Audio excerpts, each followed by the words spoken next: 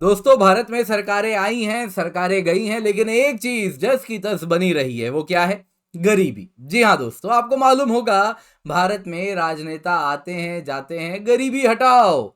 दादी ने भी कहा, पिताजी ने भी कहा, मम्मी ने भी कहा, और अब राजनेता भी यही कहते हैं, गरीबी हटाओ। 1.0 से 4.0 जनरेशन्स पे जनरेशन्स बीत गए, लेकिन गरीबी मानो जैसे हटने का नाम ही नहीं लेती। ऐसा लगने लगा दोस्तों, भारत में जो राजनेता हैं उनको गरीब से ज्यादा गरीबी पसंद है। वो गरीब से प्रेम करें या ना करें ये तो नहीं मालूम, लेकिन गरीबी हर चुनाव का मुद्दा उनके लिए बनकर आता था। लेकिन अब चीजें बदल रही हैं। पिछले 9 सालों में भारत के 25 करोड़ लोग गरीबी की चपेट से बाहर निकले हैं। दोस्तों, ये साधारण गरीबी नहीं है जिसमें बस खाने के लिए चीजें अवेलेबल हैं, उपलब्ध हैं या नहीं। नहीं, बिल्कुल नहीं है। मल्टी डायमेंशनल पॉवर्टी की बात हो रही है, जिसमें आपके घर में बैंक अकाउंट है या नहीं, आपके घर में, आपके पास बिजली किस प्रकार की है, सैनिटेशन फैसिलिटी है या नहीं। मल्टी डायमेंशनल चीजें यहाँ पे इंक्लूड हो रही हैं, और इसमें यूपी वो राज्य बन के उभरा है जहां पर गरीबी में सबसे बड़ी गिरावट आई है। भारत अपने एसडीजी टारगेट को अब अचीव करने वाला है। 2030 तक का डेडलाइन था, लेकिन ऑलरेडी अचीव कर चुका है, अनलेस अनटिल गरीबी भारत में बढ़ ना जाए, जो कि मुझे नहीं लगता होने वाला है। तो दोस्तों, भारत ऑलरेडी, सच बात तो यह है, टारगेट अचीव कर चुका है। तो क्या अलग हुआ है इन 9 सालों में, उन पर भी चर्चा करेंगे। साथ ही साथ ये मल्टी डायमेंशनल पॉवर्टी है क्या, आइए उसको भी जान लेते हैं। दोस्तों, आप देख सकते हैं India multi dimensional poverty rate down 11.28% पे है। ये आज भारत में केवल 11.28% लोग हैं जो मल्टी डायमेंशनल पुअर हैं। ये 29.17% था 2013-14 में। तो काफी बड़ी गिरावट आई है, और कहा जा रहा है 2024 के अंत तक ये सिंगल डिजिट में होगा साहब। तो बहुत बड़ा नंबर है।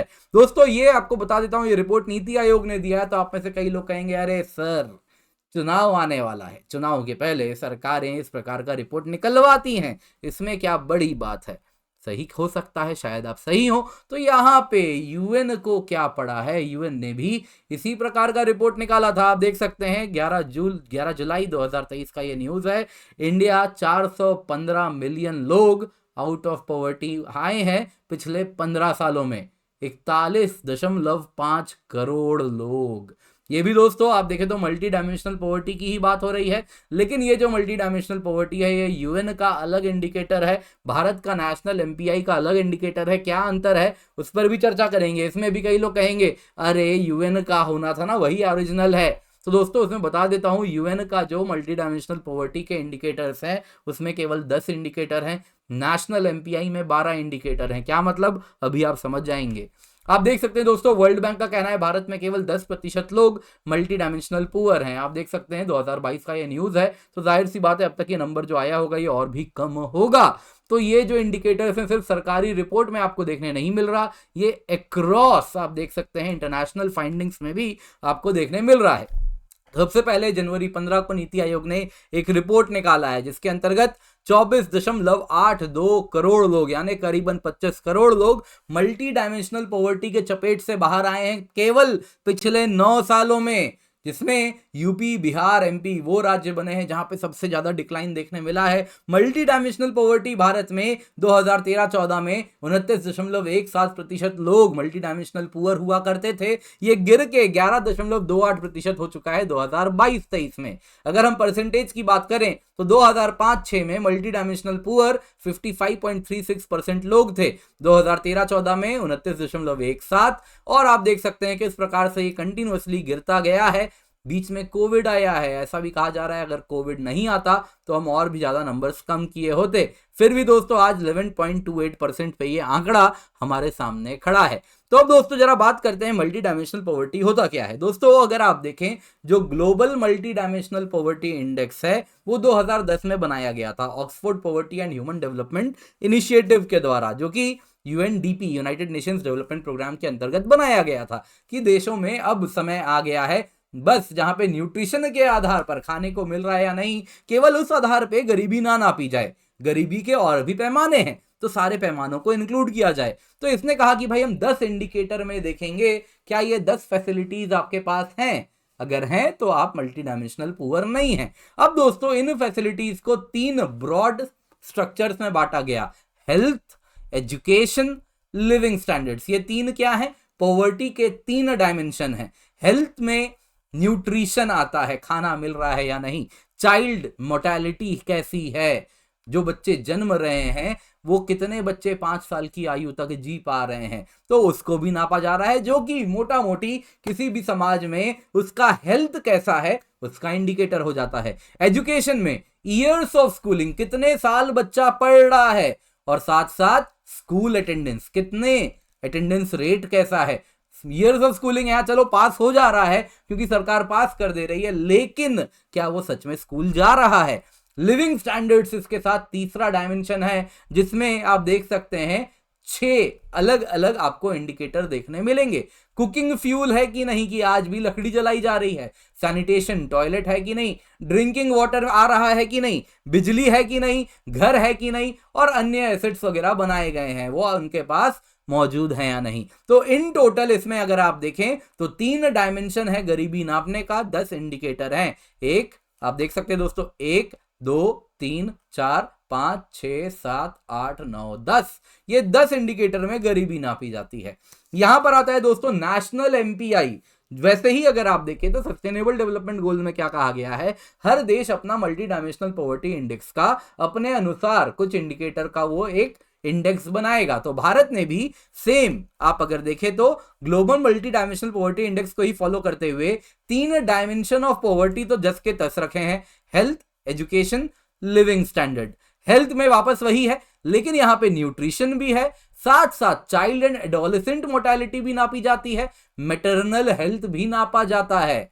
तो यहां पे एक एक्स्ट्रा हमने डाला है मैटरनल हेल्थ। दोस्तों यहां पे आप देख सकते हैं 1/3 वेटेज था, तो यहां पे क्योंकि 2 ही इंडिकेटर थे तो इनका 1/6 वेटेज हो जाता है, लेकिन यहां पे 3 है तो 1/3 अगर आप देखें 1/3 पूरा वेटेज है, जिसमें 1/6 वेटेज न्यूट्रिशन को दिया गया है, 1/12 चाइल्ड एंड एडोलेसेंट मोर्टेलिटी को, 1/12 मैटरनल हेल्थ को दिया गया है। फिर आता है एजुकेशन। एजुकेशन में years of schooling, school attendance same रखा गया है। स्टैंडर्ड्स ऑफ लिविंग में कुकिंग फ्यूल डाला गया है, 1 आउट ऑफ 21 इसका वेटेज है। सैनिटेशन का वेटेज 1 आउट ऑफ 21 है। Drinking water, housing, electricity, bank account एक एक्स्ट्रा डाला गया है, और एसेट्स क्या क्या है वो भी रखा गया है। तो इस प्रकार से हम नेशनल मल्टी डायमेंशनल पॉवर्टी नापते हैं। तो अब जरा देखते हैं क्या नापे हैं। स्टेट लेवल पे बात करें तो उत्तर प्रदेश में 5.94 करोड़ पीपल गरीबी से बाहर निकले हैं, जो कि सबसे अधिक है। बिहार में 3.77 करोड़ लोग निकले हैं, जो उसके बाद आ रहा है। एमपी में 2.3 करोड़ लोग गरीबी से बाहर निकले। यहाँ पे गरीबी मल्टी डायमेंशनल पुअर है, जो कि इन 12 इंडिकेटर्स में नापा जा रहा है। सारे के सारे 12 इंडिकेटर जो आपको दिख रहे हैं, सभी में काफी अच्छी वृद्धि देखने मिली है हमको। तो सारे ही इंडिकेटर अच्छा परफॉर्म कर रहे हैं। इसके सिवा हर साल भारत से 3.25 करोड़ 2.75 करोड़ लोग गरीबी से बाहर निकले हैं।